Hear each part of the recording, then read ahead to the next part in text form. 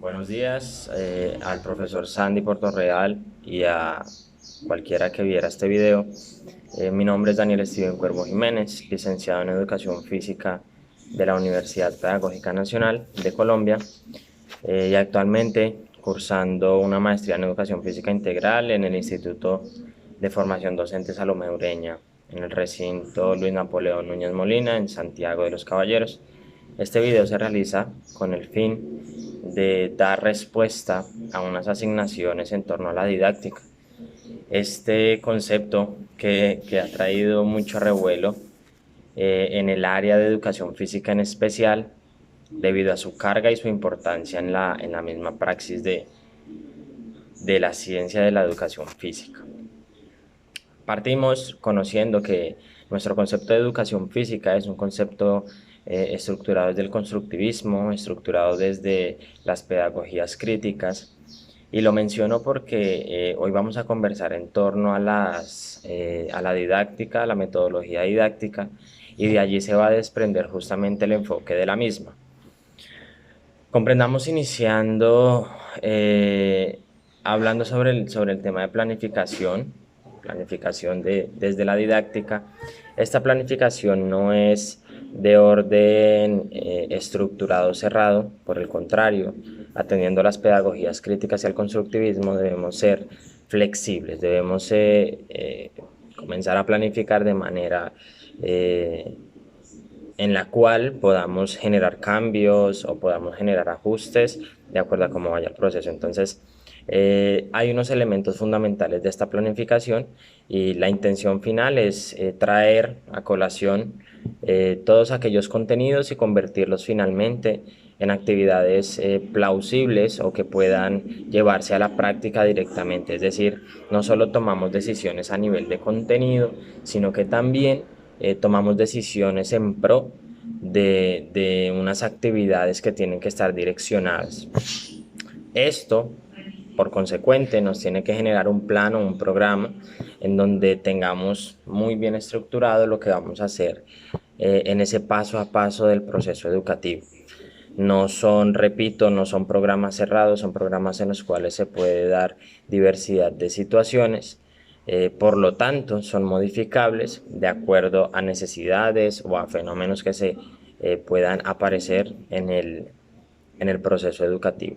Ahora, dentro de estas características también hay unas fundamentales. Hablamos específicamente de un documento de planificación, segundo, sobre unas tareas asignadas, y tercero, sobre una evaluación del aprendizaje. Entonces, en el documento de planeación, lo que vamos a plasmar básicamente es los objetivos y la forma en cómo nosotros vamos a dirigirnos hacia una clase. En este caso, vamos a hablar única y exclusivamente de objetivos y estrategias. Bien, vamos a demarcar un camino sobre el cual podamos andar y direccionar este proceso educativo. Y como segundo, la estrategia, que finalmente pues depende de la unión entre la pedagogía y la sensibilidad que tenga el maestro al momento de pararse en un aula. De allí nace justamente la estrategia que él pueda utilizar para enseñar ciertos contenidos. Pues no es lo mismo un maestro que tenga un mando directo, un maestro que tenga tal vez un descubrimiento guiado en su estilo de enseñanza, y de ahí vamos a desprender, por supuesto, las estrategias.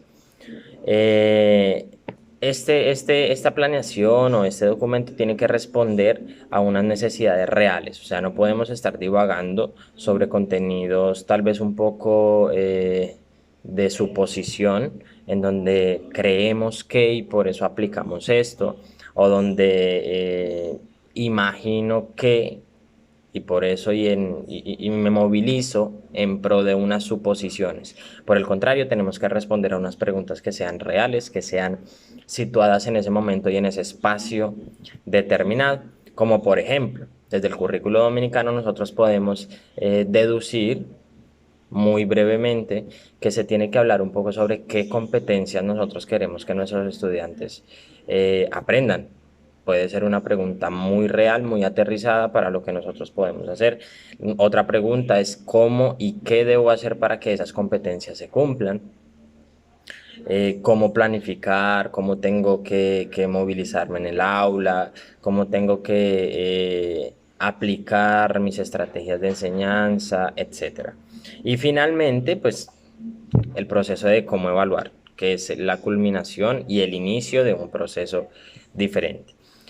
Como segundo, habíamos comentado que hablábamos de las tareas y actividades. Esas tareas y actividades se hacen con el fin, por supuesto, de que haya una asimilación más profunda y más extendida a nivel de tiempo con los estudiantes. Se puede dejar para la casa, claro que sí. Sin embargo, se tiene que tener en cuenta que estas tareas no tienen que ser recurrentes, pues debido a que la carga académica ya es bastante, se tiene que alinear básicamente también a un sistema de humanidad. Y un sistema de humanidad significa que tiene que haber un elemento esencial que rija esos tiempos y que se comprenda también que hay otros entornos sobre los cuales el estudiante tiene que actuar más allá del conocimiento conceptual que se ve en la escuela. Finalmente, terminamos con la evaluación del aprendizaje. Esta evaluación del aprendizaje, pues digamos, es uno de los elementos que debe ser más estudiado, porque es la culminación, como yo la decía antes, de un proceso, de todo el proceso, de los dos pasos anteriores, de todas las planificaciones, de todas las decisiones que se tomaron en el aula. Es un proceso que debe dar cuenta de que todo eso que estructuramos a nivel pedagógico y didáctico funcionó, o por el contrario, que tampoco está mal, porque pues la educación es un acto educativo, perdón, un acto investigativo, y por tanto puede dar resultados positivos como puede dar otros resultados que son negativos. Pero tiene que dar cuenta de ese proceso. En este elemento podemos comenzar a diseñar herramientas que nos permitan vislumbrar ese horizonte que nosotros queremos, ese ideal de hombre que nosotros al principio estuvimos decidiendo. Y podemos ser un poco creativos en este aspecto. Las herramientas pueden ser diversas, pueden ser de orden cualitativo, pueden ser de orden cuantitativo, pueden ser críticas, pueden ser estructuradas desde las pedagogías tradicionales. Bueno, hay diversidad de herramientas que nosotros podemos investigar e indagar alrededor de esta situación. Esta evaluación se hace con el fin de identificar, más allá de evaluar, es decir, de asignar un número o una nota, que sería como un resultado final, pues digamos desde el currículo dominicano obligatorio. Se ve desde el aspecto de educación física que estamos manejando en este video, como un proceso diagnóstico y de identificación. ¿Diagnóstico cuándo? Diagnóstico en el momento en que yo me paro al inicio de un proceso, evalúo cómo están los estudiantes, cómo se encuentran a nivel ya sea de un contenido X o Y, y parto de esa evaluación diagnóstica para comenzar a planificar mis clases. Y cuando es identificativa, la evaluación identificativa la ponemos al final, que es cuando nosotros identificamos si los estudiantes finalmente adaptaron, asimilaron, conocieron y sobre todo pues aprendieron los contenidos que quisimos llevar nosotros en ese momento al aula y sobre todo ese camino que estuvimos recorriendo. Entonces estos dos elementos son de suma importancia porque abren la brecha para que se den nuevos conocimientos, que se dé un nuevo proceso, que se tenga en cuenta los errores anteriores o que se tengan las ventajas anteriores y se puedan aún más fortalecer. Ahora, esta evaluación también tiene un elemento crítico, un elemento que tiene que ser sí o sí entregado en la clase en ese momento, y es una evaluación constructivista.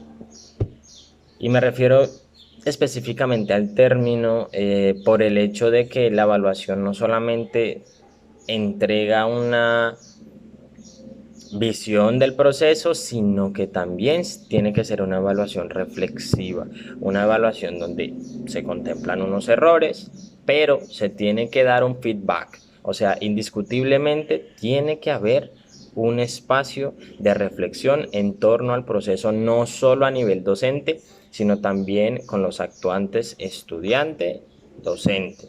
Ahí tienen que encontrarse los dos escenarios y comenzar a discutir en pro de esa evaluación. Como estos elementos, pues hay muchos más, hay elementos de orden más estructurados, hay elementos un poco más rígidos, hay elementos un poco más flexibles, hay más críticos, hay menos críticos, pero para este video lo vamos a dejar hasta ahí. Esperamos hacer una próxima parte en donde podamos conversar y discutir en torno a otras situaciones y otras miradas o enfoques.